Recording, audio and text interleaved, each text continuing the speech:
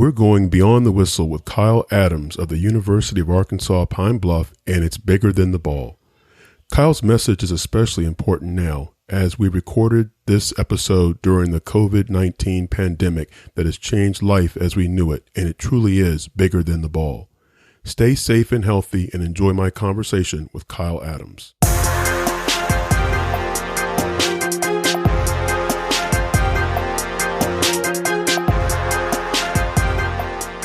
You are listening to Beyond the Whistle, the podcast that takes basketball coaches beyond the X's and O's to help you grow your network, make a plan for your career, and maximize your influence. Beyond the Whistle is brought to you by McCants Sports, a career management and consulting firm for college basketball coaches. Learn more at mccantsports.com. Welcome to Beyond the Whistle. I'm your host, Odell McCants, and thank you for listening. I'm really excited to have as my guest today, Kyle Adams, the women's associate head basketball coach at the University of Arkansas Pine Bluff. He's someone that I have followed on social media. I've followed his passion for contributing to the coaching profession, and I'm really excited to have him on the show today. So, Kyle, welcome to Beyond the Whistle. Thank you, Odell. I'm really excited to be on with you.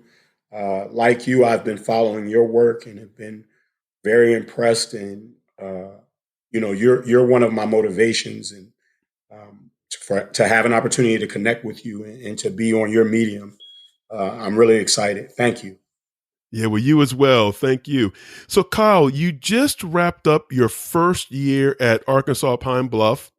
Beyond wins and losses records, how did that first year go down there in Arkansas? It was really interesting. I learned a great deal. I had an opportunity to work with two amazing young women, our head coach, Dawn Brown, and then our assistant coach, Nicole Mealing. And it was really just when you take over, it was Dawn's first year as a head coach, and she had been prior a very successful head coach in that conference. She's someone that I've known for a long time.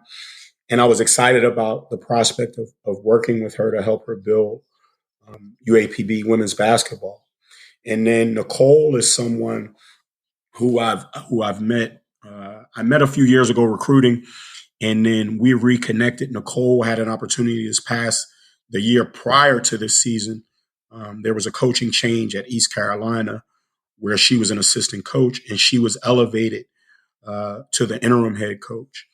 And she was someone that I had looked to just connect with during that transition for her. And we built a strong relationship, and we got an opportunity to work together to build the foundation of this program this year. And I really, really enjoyed it. Great. Pine Bluff is a place that's near and dear to my heart. Kyle, when I was in high school at Flint Hill Prep, and I won't date myself and say when, but we played the week between Christmas and New Year's. We played in the King Cotton Holiday Classic. Yes. Yeah. Yes. And, back in the 80s, I felt that Pine Bluff was ahead of its time in that they would bring, the top 8 teams in the country, and it was on ESPN. Yes. We played at the convention center. I remember that. I remember those days, and we played against Bobby Hurley and St. Anthony's. We played against Miami Senior down there that had that had Doug Edwards and had some memorable. Played at Florida State. Had some memorable times, and it's always a special place for me. It's really interesting that you mentioned that, Odell. This is the second year that it's returned. So I think it went dormant for some time. Pine Bluff is a very, very interesting place. You can see a lot of remnants of the great history that's been there. There's a museum actually on the campus of Pine Bluff where you see where Joe Louis has been on that campus. Muhammad Ali has been on that campus. Aretha Franklin has been on that campus. Jackie Robinson has been on that campus. There were a lot of movers and shakers. Dr. King was the commencement speaker at the 58 graduation. So that area, that Pine Bluff, Arkansas, has a lot of rich and interesting history. But to your point, the King Cotton Classic, it came back not this season, but what would be considered 18-19. It returned, and this year I got an opportunity to attend some of those games, and you can see the passion and enthusiasm around it. There were teams in from all over the country. Actually, Jawan Howard, who's the head men's basketball coach at the University of Michigan, his sons are some of the top players in the country. Their teams were there. It was just really interesting to watch. The quality of talent and the quality of schools that they brought to Pine Bluff. They still play at the convention center. Shout out to Ryan Watley, who's the chairperson who heads the event. I was just excited to be there and to kind of witness something so historic. I saw where St. Anthony's was there back in the day, and different, St. Raymond's, different schools from historic programs all over the country were coming to Pine Bluff, Arkansas, to play in those games. So I just wanted to tell you that there's been a resurgence with the King Cotton Classic. Well, I didn't know that, Kyle, and I'm so happy to hear that. It was such a part of the community. I mean, man, we had police escort from the airport. I guess we flew into Little Rock. I don't remember all the details. Little Rock, Yeah, man, we had police escorts, and there was this big banquet at the Holiday Inn, and we had. In my senior year, we had 1 or 2 games on ESPN. This is 1988. I know that's common now to see these high school games and these big tournaments, but like I said, they were so far ahead of the time on that.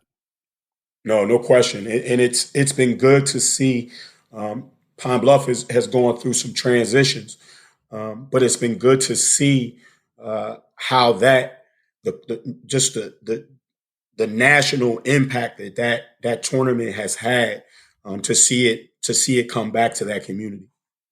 So, Kyle, we are recording this on March 25th, 2020, and we find ourselves, our country, the world in this global pandemic, coronavirus, COVID-19. And I would be remiss if I didn't bring it up while we're recording this and while others are listening.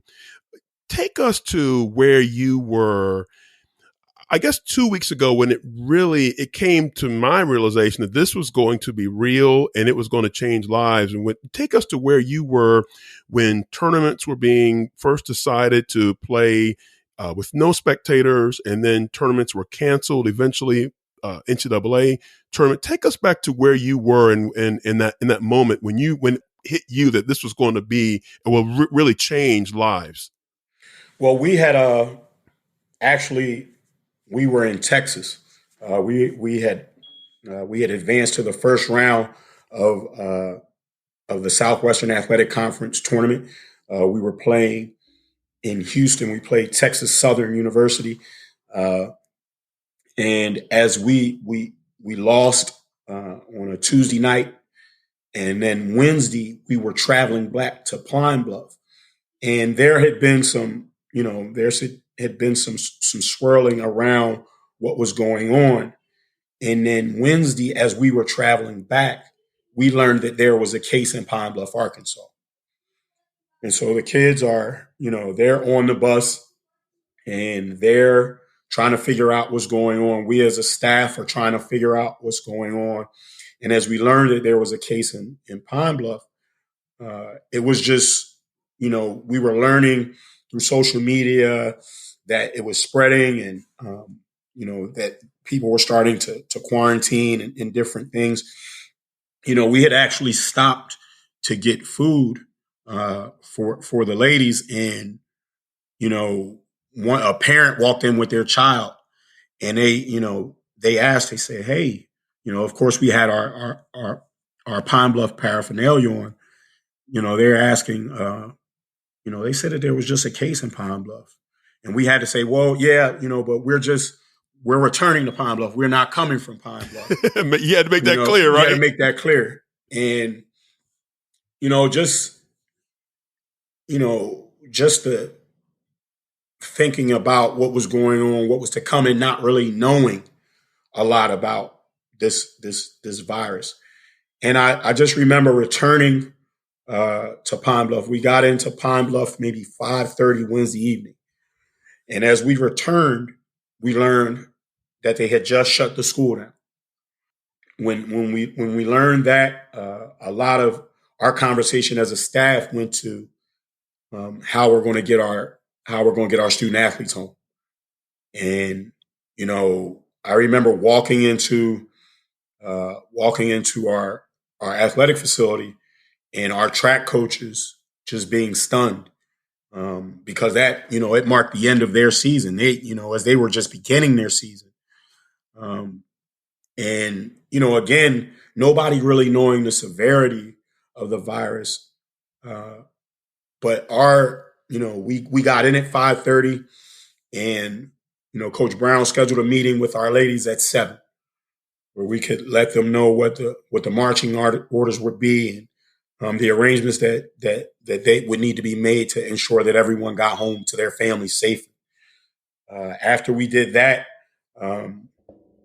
Thursday morning, I was in the office. We had a recruiting meeting just to tie some different things up. Coach Brown let us know that with the end of the season, but also with what was going on, Coach Mealing and I would be able to go, return home.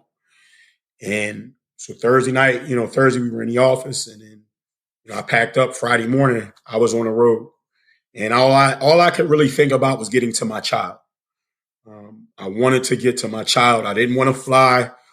I felt like, it would be best if I drove, just because you don't know everything about what's going on. And you're hearing that it's contagious. I'm stopping to get gas. I got gloves on. I'm making sure you just don't know. But my primary motivation was to get to my son, Mason.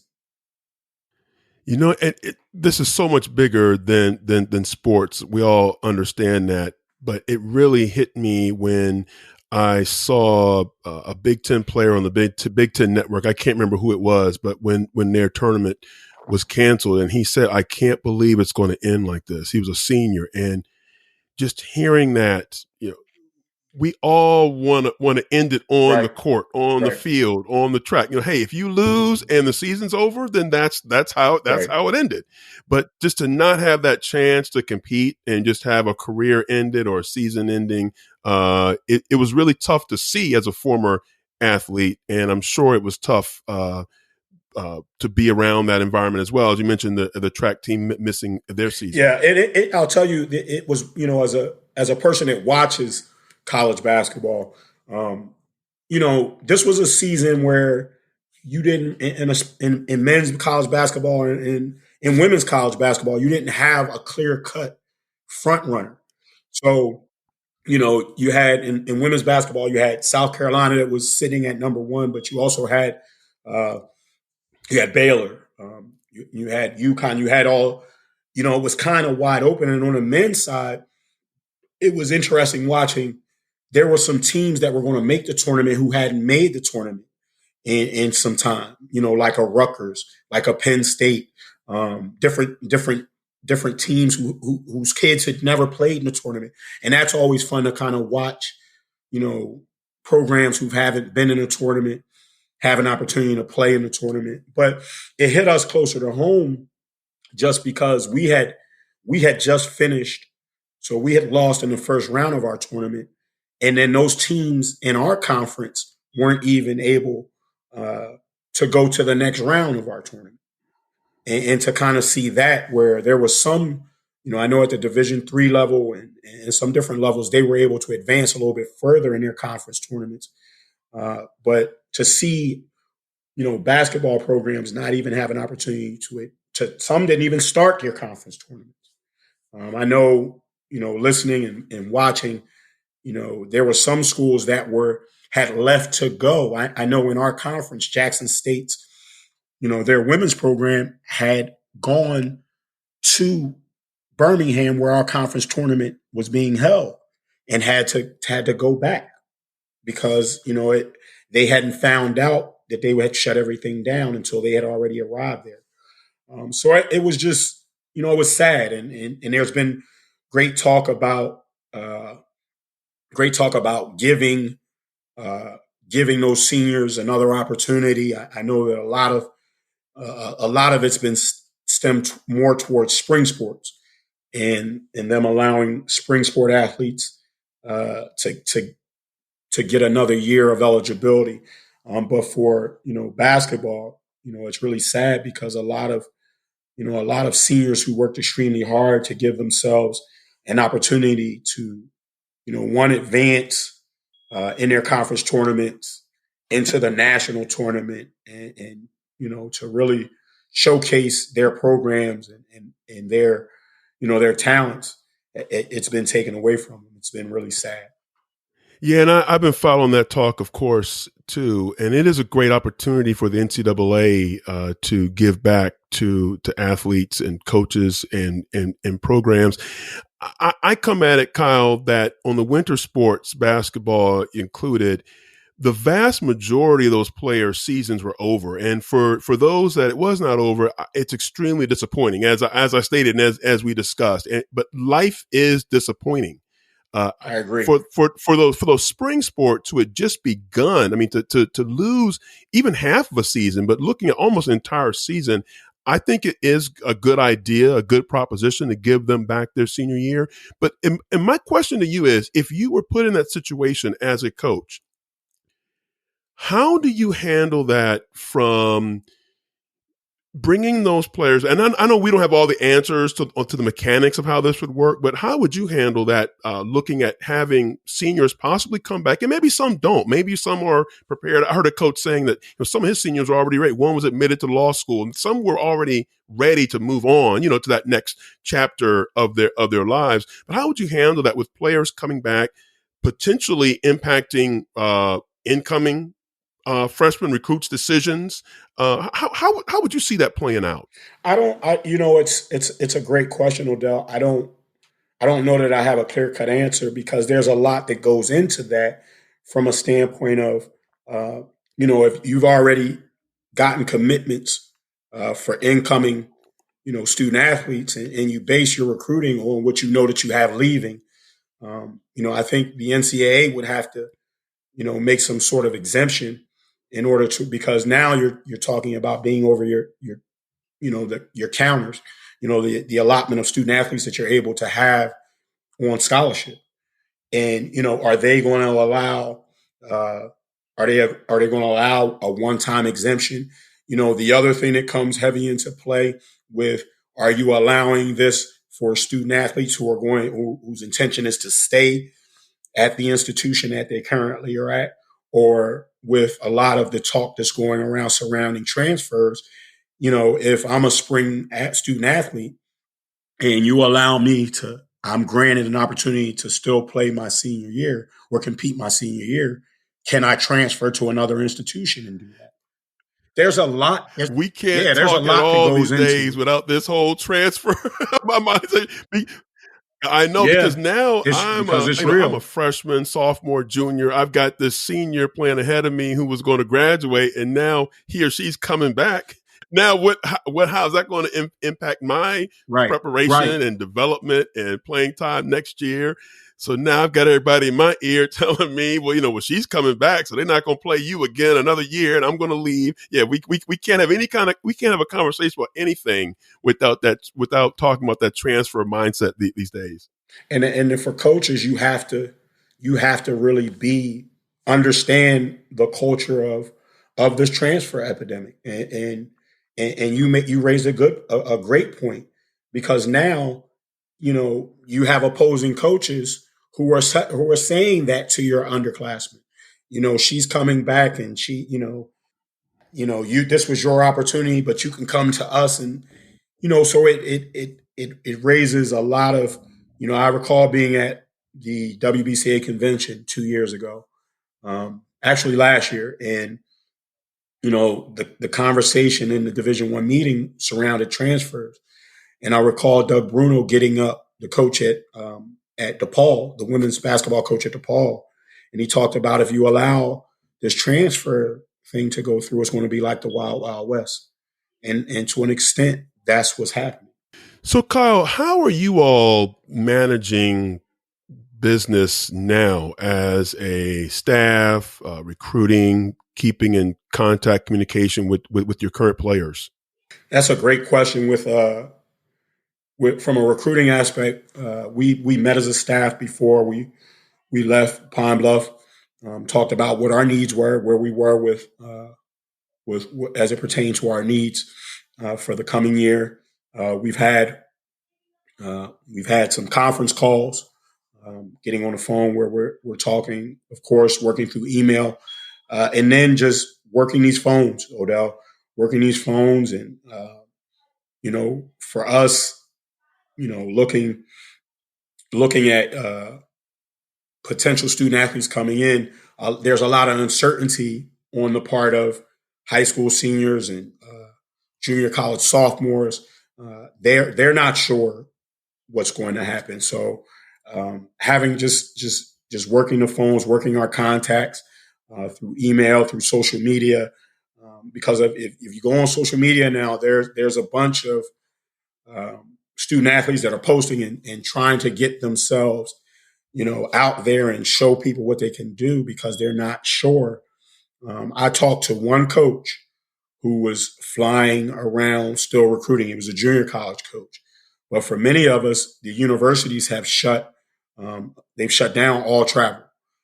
So, we can't go out and do, in-home recruiting or go and watch or go and talk. We have been allowed to continue to, to make calls. So the great deal of our recruiting is working these phones and on the computer. As it pertains to our current student athletes, our biggest priority is ensuring that they stay on task academically. And a lot of our conversation before our ladies left campus stemmed around that. With the university going to online, all their courses are online. I actually was on the phone with my academic group yesterday, checking their midterm grades and then getting their passwords so I can go in and check their online work, where they're at with their online work. In addition to being in communication with our student athletes, being in communication with their professors and our academic people. There's been a lot of communication on their part, getting information out to our student athletes as it pertains to how to, because some of our student athletes haven't had online classes. A great deal of ours have had a mixture of in class coursework in addition to online coursework. Now, all their coursework has moved to online. So just ensuring that the ladies are getting in there and getting on top of their work and doing their work. They have nothing but time to complete those assignments. So a lot for us stems around our recruiting and then ensuring that our ladies are continuing to achieve academic success. How's the feeling about not having them on campus at a time when they normally would be? Because I know for coaches, whenever kids go back home, whether it's Christmas break and at the end of season, spring break, and into summer, there's all this chatter in their ear, oh man, they're sorry, and they're not playing you. You don't need them. When we go transfer, right. There's all that, and it's hard enough to control that when they're on your campus and you're seeing them every day. And I know when they get home, that's always even more challenging to control that narrative and know what's going on and who's talking in here. How's that feeling been as a coach during this time? Well, it's been, I think for us, we understand it. I think in first and foremost, because that's real, isn't it, Kyle? That's real. It is. It's real on a lot of different levels. I mean, that part of it's real. A lot with us being about 2 weeks out from the end of our season, we would be getting ready to start postseason workouts and postseason conditioning. So that's another, that's another challenge that you face with your student athletes being away from you. If you're not working at getting better, you're not getting better. And so I one of the things I did that we've tried to do is continue to keep them engaged. We did a push-up challenge. I had my son Mason issued a push-up challenge to the ladies in our program. Something to keep them engaged, to keep them, moving physically. It's funny you asked that. I just saw an app that some coaches are utilizing, specific to basketball, where they can do some dribbling or ball handling workouts, just stuff to keep them engaged. I think the other part of it is, as you talked about, with people, because what you're speaking of is people trying to poach your players, and that's a real epidemic that we deal with in college basketball. With the landscape of it's like an arms race almost, Odell, where you have I'm not sure if you're familiarity with the whole cost of attendance piece, and where student athletes are able to get a check from the school, and so those are competitive advantages that some institutions have over others, and those different the cost of attendance and different things like that. Those are things that can be used to entice student athletes from other schools.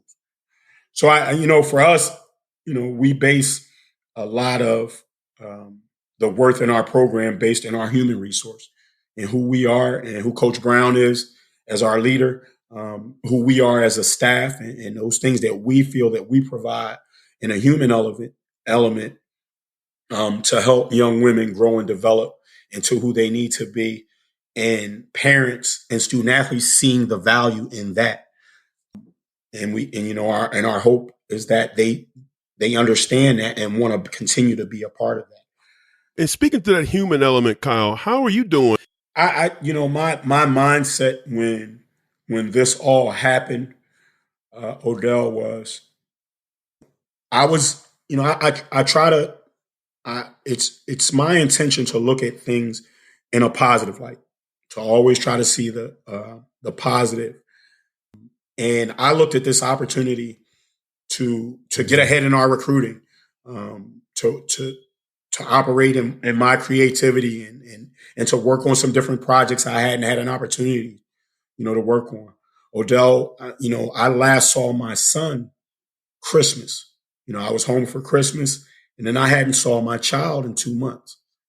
And so for me to have an opportunity to be with him every day, to spend this extended time with him, and to have him, one of the biggest challenges is to keep him on task because he thinks he's on vacation, but we've had an opportunity to go and the school he's at, we went and got a packet where he still has assignments that he needs to work on.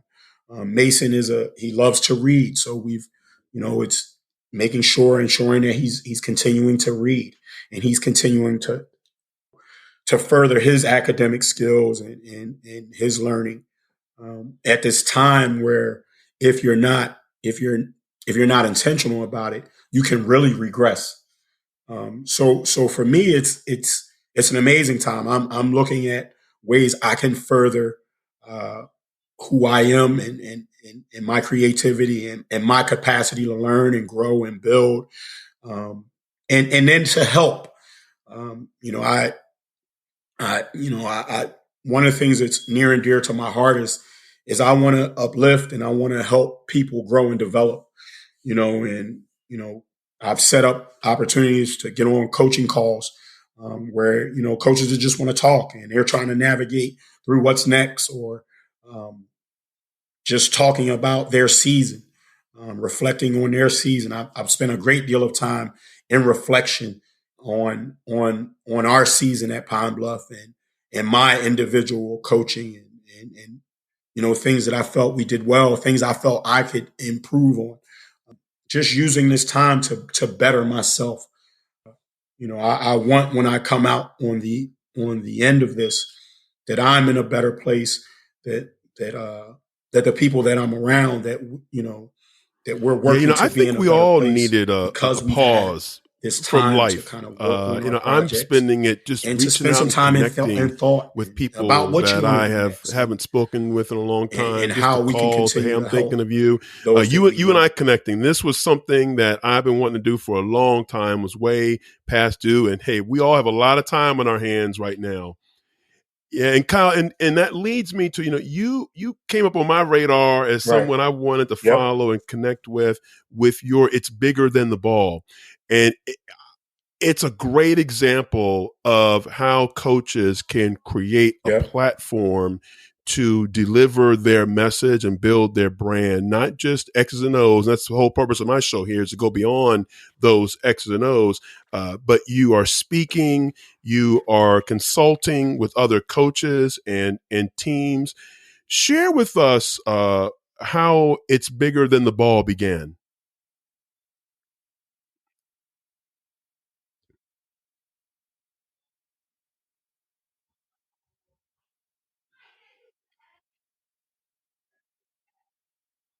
Well, it's really interesting, Odell.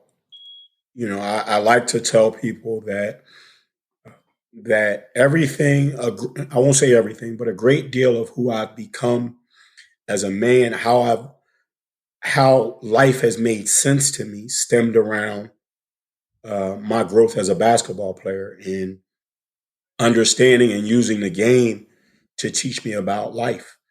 I grew up playing, I started playing late, and I wasn't very good, but I was, I wanted to work at being better.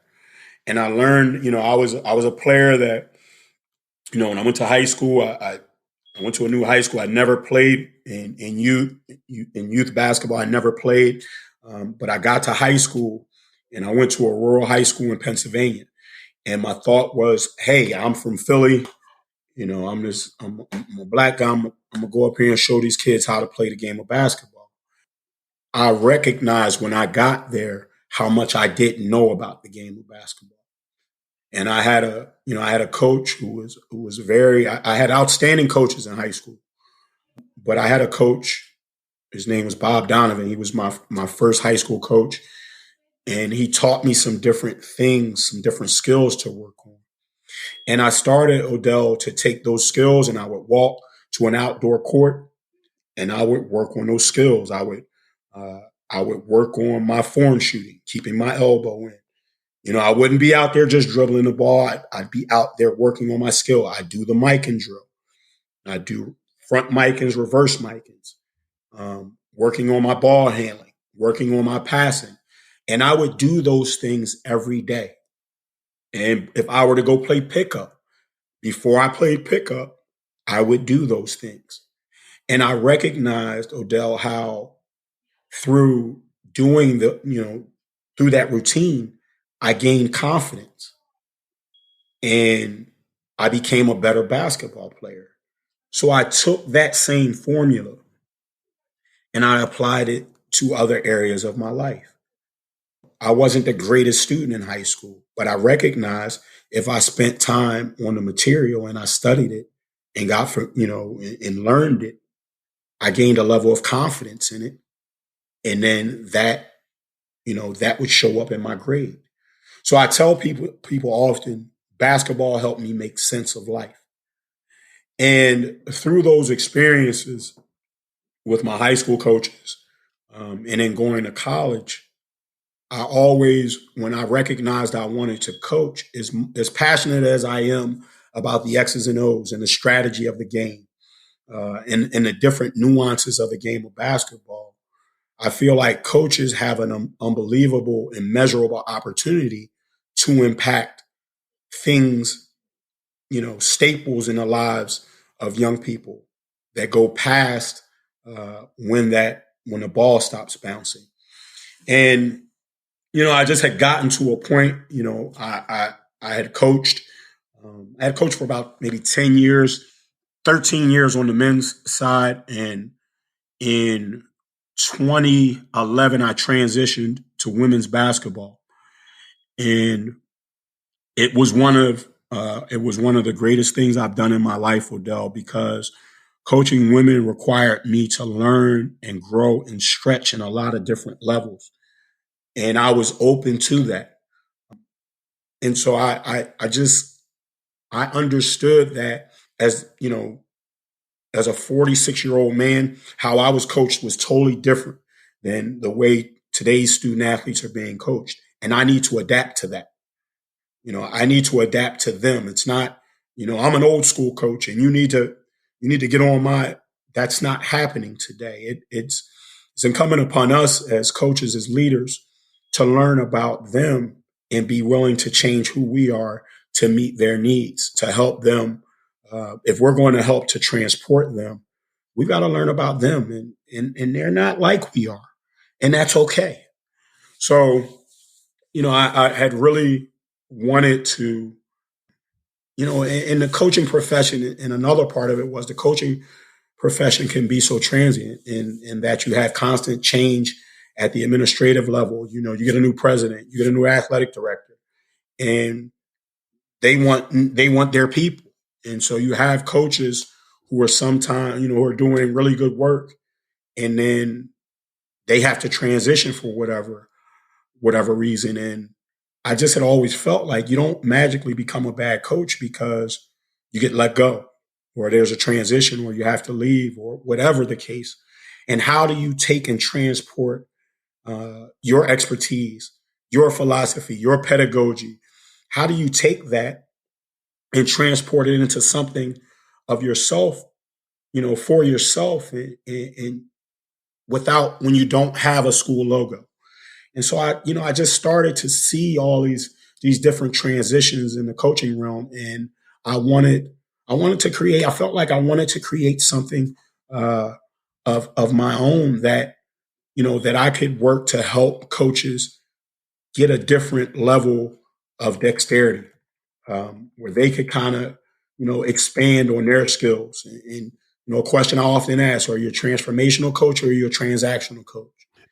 And just recognizing that we can't allow that scoreboard to determine the impact that we have on the lives of our student athletes. And Kyle, go deeper with us on what that means to you. Are you a transactional or transformational coach?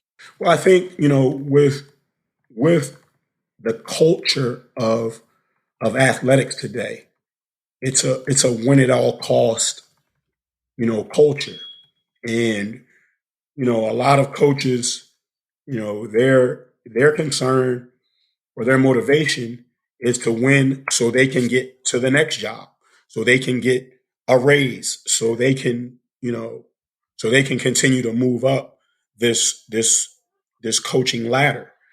And I think sometimes we can lose the opportunity to really impact the lives of student athletes through this interaction. And I've just wanted coaches to really understand the value of the impact that they are able to have on the lives of young people. And regardless of, you can base, regardless if you win 5 games or you win 25 games, because there are coaches out here that are winning games, but when their student athletes leave them, they're not prepared to go out and compete in this world. And it's much more important to me to ensure that we develop young people to go out here and thrive. And you have the opportunity to do that in your program. And I think you have some people that kind of miss the boat on that. And I don't. Yeah, do I want to win? Yes, I want to win, and I love winning. But I really believe that you win when winning is a byproduct of you developing your players holistically. Um, you helping to develop them as leaders, and some of that is submerging your leadership. You know, I've really it's really important to me not to, the purpose of leadership is not to build followers, it's to build more leaders. And especially as a man coaching women, it's really important to me to help them take ownership of this journey. I may operate as the facilitator, but you really want them to take ownership and become empowered in the direction of that basketball program, because now it gives them a different level of confidence, and certainty in their strength and their power and the things that they can do, and the impact that they can have. I view this as a ministry. It's not about me, making getting to the next job and all those things, because I believe if you put these other things first, then the opportunities will present themselves. But it's more important to me to really have an opportunity to impact who these young people will become as they move forward in life. And such as what we're dealing with right now, Odell. How have you equipped your student athletes to be resilient in the face of challenge, in the face of adversity? And those are things that we can impact more than whether I score one more point than you do on that scoreboard. I hope that answered your question. Absolutely. And how have you been able to work with coaches and their programs to instill or implement a mindset towards their coaching and the profession? And also, what you really described truly is culture. You hear that bantered about all the time in sports, but culture to me is not, oh, we spend extra 15 minutes in the weight room, or or we play hard defense. I mean, that's not culture. Culture, I always believe my definition of culture is what happens when you're not in the room, Right. when you're not in the locker room, and that's what you've really described to me. How have you been able to work with coaches and their programs? Well, I think I feel really honored first for the different programs that have allowed me to come in, and assist and work with them. And as you know, Odell, coaching teams, and a team is tribal, and we're not just allowing anybody into that tribe. And I think because I really, my motivation really stems from a place of wanting to help coaches provide better experiences for their student athletes. So I think through my relationships, I'm very relationship driven, and I've done this maybe 25 years now, and over the course of my career, I've been able to build some really strong, meaningful relationships with a lot of different people. And I think through that, they recognize that my motivations are pure, and that I just want to help. I've had an opportunity to go in and work with programs where there may be a level of dysfunction or disconnect within the team. And one of the biggest things I think is important is to provide opportunities to have real conversation, to have real conversation, to have comfortable conflict, um, to allow people to speak their truth. Because I think a lot of times with young people, they have a perception of one another. And then you really don't know who that person is until they share some things with you that are similar to what you've been through. And sometimes we don't always provide platforms and opportunities to allow that to happen. So a lot of what I think I strive to do is to create conversation, real, genuine conversation, between student athletes and their coaches. I've as a coach, I've done some different work with our students where I share my frailties with them as well, and I've been in a circle, with our young ladies, and I'm sharing some stuff, and I'm crying in that circle, and they're crying, and and how does that help you better connect on the floor? What kind of connection does that build in your team, in your group, when you have a different level of understanding of not just my strengths, but of my frailties? And now I have a level of commitment to help you improve in your frailties. And I think it just, now you're talking about transformative experiences, and then how that gives you a competitive advantage on the floor. And you watch it when you have a bench that's really engaged and they're going off and they're coaching the team up. And I'm not talking about the coaches. I'm talking about the kids that are on the bench. They're engaged and they're coaching. That bench that other bench is looking down there and they're wondering, why don't we have that? Why aren't we connected in that way? And so, I found that gives teams a competitive advantage. And there are a lot of coaches who want that, who want to be able to, provide those transformative experiences for their student athletes, where those young people are connected, not just for the 4 years they play, but for the next 40.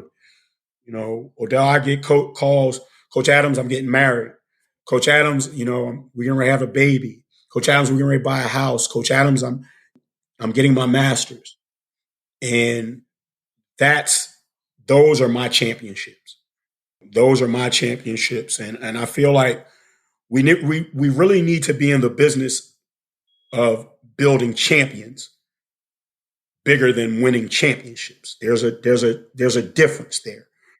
And really getting coaches to understand the value in the first and how that can help you do the latter. So that has a lot. That had a lot to do with my motivations, and why, and how I feel coaches have really been open to allowing me to assist in building the cultures of their programs. You think of, you think of culture, and when you go into a program, if you ask one of your students, if someone were to ask a student athlete in your program, what do you stand for? What does this program stand for? If they can't answer that, then you got work to do. And you scale that back. If you ask a coach, what do you stand for? What is your coaching pedagogy? And when I speak of pedagogy, I go back to not just being a coach, I go to being an educator. What are your motivations? What are the learning outcomes that you choose that you're wishing, you're looking to build and see in your basketball program? And I don't know if coaches really view it in that sense. How when people talk to your program and young people in your program, how do they describe the experience that they're having? Yeah, we win games. Yeah, we play hard. But these are the distinct things that we stand for. And, so a lot of my motivation is based around helping coaches start to develop what that looks like for themselves and then how they roll that out in their program. Well, Kyle, thank you so much for sharing this with us on this episode. You're very active on social media, and I love your website. Can you instruct folks on how they can reach out to you, connect with you, follow you, and also if they want to work with you to help build this type of mindset, both personally in their profession and also extending it to their programs? Well, first, Odell, thank you for extending your platform as an opportunity for me to share just about my journey, but also about it's bigger than a ball. First and foremost, you can reach out to me. My phone number is 302-367-3360. My social media, I'm active on Twitter, LinkedIn, Facebook, Instagram. You can follow me at Coach KA20. We have a website where you can learn more about the services that we provide. It's biggerthantheball.com. And we really are intentional and passionate about helping coaches to grow their dexterity, to grow their aptitude, and to provide them with resources to provide transformative learning experiences for the next generation of leaders. No, I'm excited to connect with coaches, with leaders, with organizations, any entities that are really vested in the growth and development of their people. And those links are in the show notes that you can find either on our website or in the app that you're listening to this episode in. Kyle, this has been great. It's been way overdue. I'm really glad that we have connected to do this episode. And thank you for being a guest on Beyond the Whistle. Thank you, Odell. I love your work. I need to tell you, and I need to tell your listeners, that you have been someone who's helped in my leadership journey, just with the information that you share and provide with the guests that you've had, and through your experiences. You have been a definite motivator in me starting the It's Bigger Than the Ball podcast. So for me to have an opportunity to be on your platform, I am extremely humbled and honored. Thank you, Odell. Thank you for listening to Beyond the Whistle. Please subscribe on your favorite podcast app. It's the best way to stay updated on the newest episodes. Beyond the Whistle is a production of McCants Sports, a sports executive search and talent solutions firm. To learn more about McCants Sports, visit mccantsports.com.